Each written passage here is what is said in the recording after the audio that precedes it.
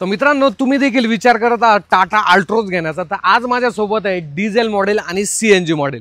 But याच्यामध्ये जर पाहिलं तर फक्त 20,000 रुपये जो आहे तो डिफरन्स आहे. डिझेल इंजिन जे आहे ते 20,000ने जास्त महाग जे आहे ते तुम्हाला भेटणार आहे.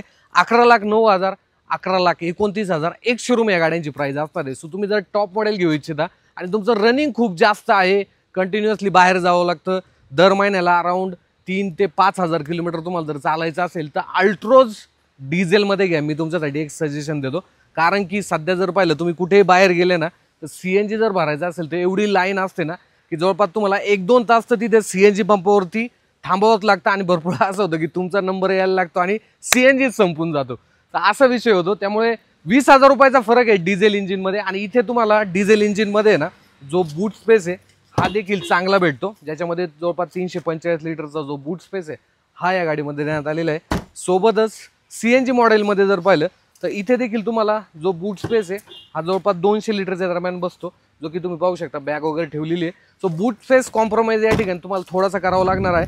हा बट तुम्ही CNG मध्ये अराउंड थोडंसं तुमच्यामध्ये पेशन्स आहे आणि तुम्ही सेव्हिंग देखील करू इच्छिता तर तुम्ही CNG अल्ट्रोज देखील नक्कीच विचार करू शकता. बाकी जर फीचर्स वगैरे जर पाहिले दोन्ही गाड्यांचे तर सेम असणार आहे.